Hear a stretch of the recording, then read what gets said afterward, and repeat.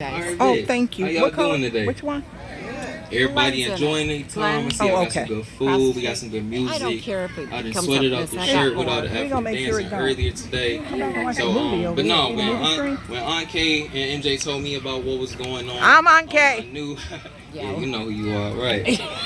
I had to come out. You know, when she said it was about bringing people together and building community. You know, these are things that I hold very dear to my heart, and so just to have MJ put in all this hard work, running herself tired, putting this together.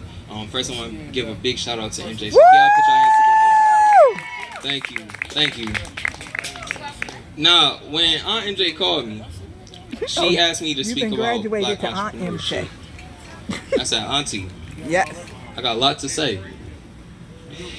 You know, let me start off with why Black entrepreneurship is so important in our communities, right?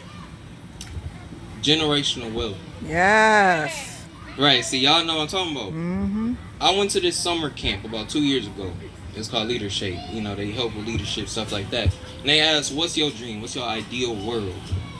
And I said, a world where Black people are not waking up in these low-income communities, where so many of us aren't waking up and, you know, waking up in communities where you gotta live paycheck to paycheck. My ideal world is where, you know, Black people are born into having the money to do what they need to do, to travel, to not work paycheck to paycheck. Yes. That's the world that I want. I feel like that's the world that we're moving so much closer to. So generational wealth, right? With Black entrepreneurship, when you own something, that allows you to pass it down to your son, to your niece, to your nephew, to people who can not only take that and build it, but to teach others around them. Imagine just how powerful it would be if you owned a business and then you taught 10 of your friends how they could run a business, and then they taught 10 more and started building a community around that. That's what we want to work towards. My bad, y'all work with me here. Why entrepreneurship is important? Community building, y'all. You can contribute to a community, but you can be the voice. You know, you will be the one who dictates what changes are made when you own things in that community.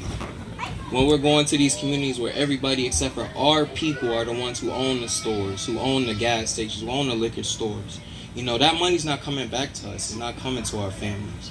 But imagine if we own these grocery stores, if we own these gas stations, and we were able to put together programs where we could teach little Black kids how they could start a business, and that is more out there for them. That is the ideal world that we're working towards. And then lastly, financial freedom. Yeah. Put your hands up if you want to make money, but you don't want to spend all your time doing it. Hello. Yeah, I thought so. And I do too. And the way to do that is not with the high-paying job. The high-paying job, there's no shame in it at all.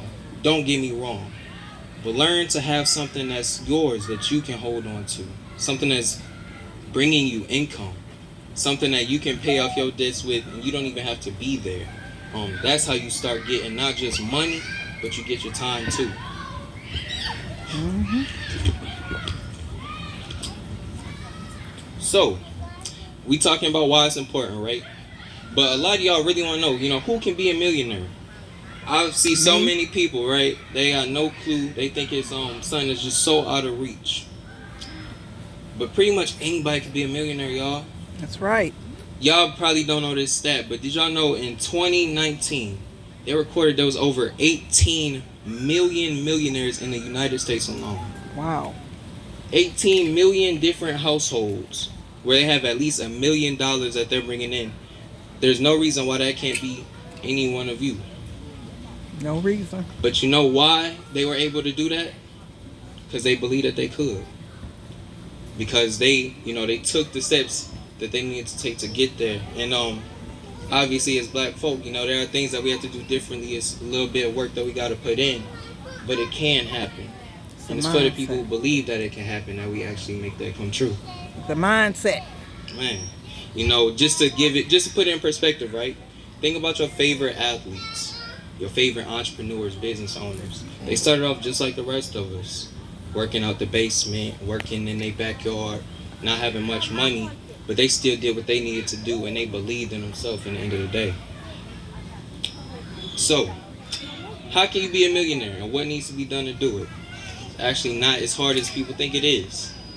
First off, you gotta believe that it's possible. That's the very first step.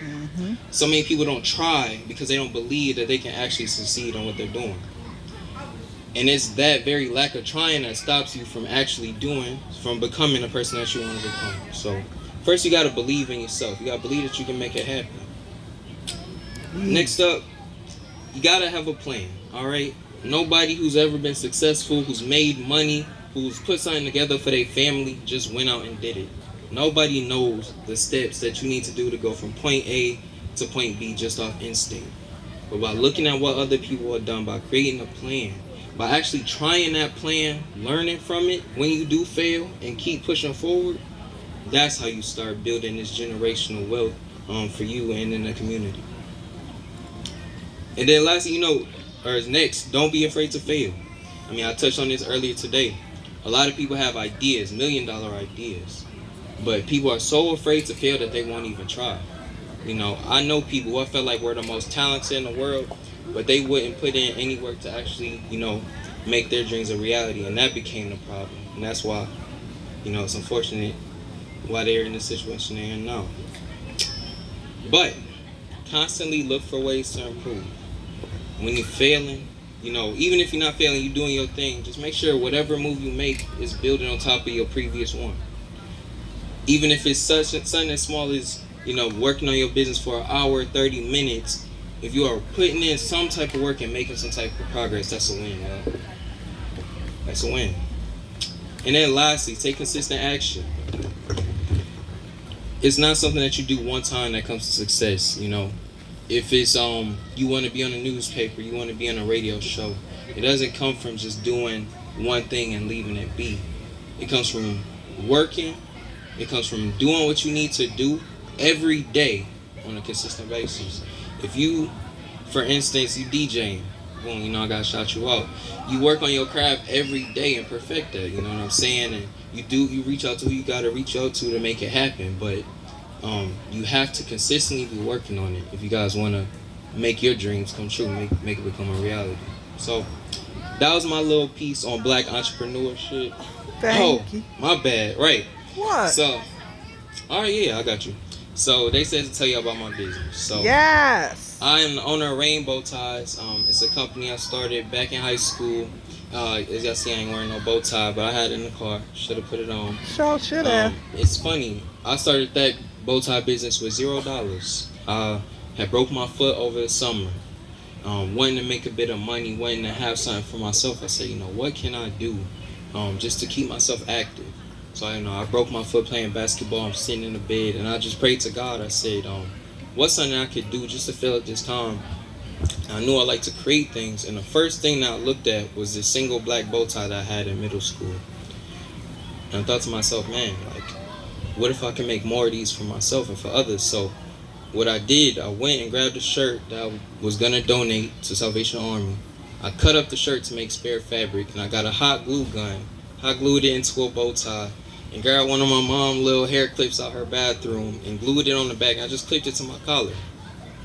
Trash bow tie, y'all. Let me tell you, it sucked. But right, but people liked the fact that I was confident enough to go out there to just represent myself and tell people, this is what I do. And every day, every bow tie I made after that was better and better, until one day I had a legitimate audience and customers who wanted to buy my product.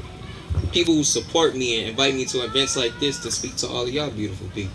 So, but it's a matter of taking that leap and actually believing in yourself. So those hot glue and paper clip bow ties turned into wholesale orders within 3 years, and working with other business partners, working with people around, working with people around the country. So I appreciate that. Yes. But that all comes from taking that start and taking that leap. So I appreciate y'all. Y'all go ahead, keep eating y'all food. And if y'all need anything from me, anybody want to talk entrepreneurship, anybody who know me know I love to brainstorm. I love to talk business. So if y'all got any ideas, just reach out. I can leave my email on the board before I head out of here. Yes, do y'all that. have a good day, all right? Thank you, William.